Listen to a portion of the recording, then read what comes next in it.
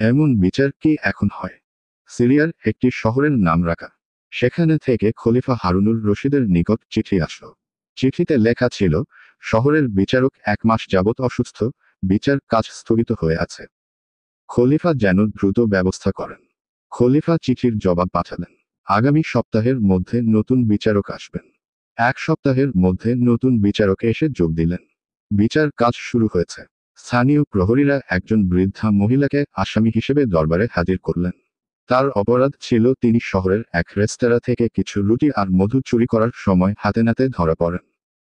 বিচারক, আপনি চুরি করেছেন? জি। আপনি কি জানেন চুরি করা কত বড় অপরাধ ও পাপ? জি।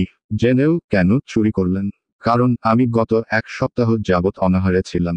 আমার সাথে এতিম নাতিও না খেয়েছিল। ওদের ক্ষুধার্ত চেহারা ও কান্না সহ্য করতে পারিনি, তাই চুরি করেছি। আমার আর এ ছাড়া কোন উপায় ছিল না হুজুর। বিচারক এবার পুরো দরবারে চোখ বুলালেন। বললেন, কাল যেন নগর, খাদ্য, শরিয়া, পুলিশ প্রধান ও সমাজের গণ্যমান্য ব্যক্তিগণ সবাই উপস্থিত থাকেন। তখন এর রায় দেওয়া হবে। পরদিন সকালে সবাই হাজির হলেন। বিচারকও যথাসময়ে উপস্থিত হয়ে রায় ঘোষণা করলেন, বৃদ্ধা মহিলার চুরির অপরাধ প্রমাণিত হওয়ায় 50টি চাবুক, 500 দিনার রৌপ্য মুদ্রা আর অনাদায়ে 1 বছর কারাদণ্ড দেওয়া করা হলো। তবে অকপটে সত্য বলার কারণে হাত কাটা মাফ করা হলো। বিচারক প্রহরীকে চাবুক আনার নির্দেশ দিয়ে নিচে নেমে ওই বৃদ্ধা মহিলার পাশাপাশি দাঁড়ালেন। বিচারক বললেন, যে নগরে একজন ক্ষুধার্ত বৃদ্ধ মহিলা না খেয়ে ক্ষুধার যন্ত্রণায় চুরি করতে বাধ্য হয়, সেখানে তো সবচেয়ে বড় অপরাধী সে দেশের খলিফা। আর আমি এসেছি খলিফার প্রতিনিধি হয়ে। আমি যেহেতু তার অধীনে চাকরি করি, তাই 50টি চাবুকের 20টি আমার হাতে মারা হোক। আর এটাই হলো বিচারকের আদেশ। আদেশ যেন পালন করা হয়, এবং বিচারক হিসাবে আমার উপর চাবুক মারতে যেন কোনো রকম করুণা বা দয়া দেখানো না হয়।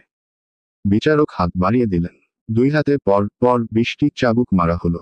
চাবুকের আঘাতের ফলে হাত থেকে রক্ত গড়িয়ে পড়ছে। ওই অবস্থায় বিচারক পকেট থেকে একটি রুমাল বের করলেন। কেউ একজন বিচারকের হাত বাঁধার জন্য এগিয়ে গেলে বিচারক নিষেধ করেন। এরপর বিচারক বললেন, যে শহরে নগর প্রধান, খাদ্য গুদাম প্রধান ও অন্যান্য সমাজ হিতৈষীরা একজন অভাবগ্রস্ত মহিলার ভরণ পোষণ করতে পারেন না, সেই নগরে তারাও অপরাধী। তাই বাকি 30টি চাবুক সমানভাবে তাদেরকে মারা হোক। এরপর বিচারক নিজ পকেট থেকে বের করা রুমালের উপর 50টি রৌপ্য মুদ্রা রাখলেন।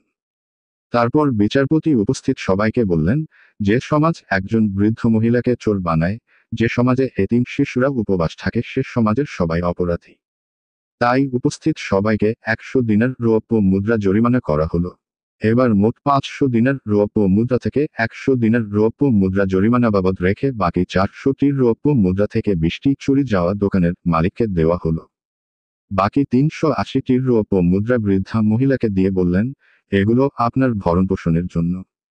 আর আগামী মাসে আপনি খলিফা হারুনুর রশিদের দরবারে আসবেন। খলিফা হারুনুর রশিদ আপনার কাছে ক্ষমা প্রার্থী। উদ্ধৃতি চিহ্ন। 1 মাস পরে বৃদ্ধা খলিফার দরবারে গিয়ে দেখেন, খলিফার আসনে বসা লোকটিকে চেনা চেনা মনে হচ্ছে। মহিলা ভয়ে ভয়ে খলিফার আসনের দিকে এগিয়ে যান। কাছে গিয়ে বুঝতে পারেন লোকটি সেদিনের সেই বিচারক। খলিফা চেয়ার থেকে নেমে এসে বললেন, আপনাকে ও আপনার এতিম নাতিকে উপোস রাখার জন্য সেদিন বিচারক হিসেবে ক্ষমা চেয়েছিলাম। আজ দরবারে ডেকে এনেছি প্রজা অধিকার সমুন্নত করতে না পারায় অধম এই খলিফাকে ক্ষমা করে দেওয়ার জন্য। আপনি দয়া করে আমাকে ক্ষমা করুন। ভিডিওটি ভালো লাগলেই লাইক করুন এবং উপকৃত হলে চ্যানেলটি সাবস্ক্রাইবও করুন। ধন্যবাদ।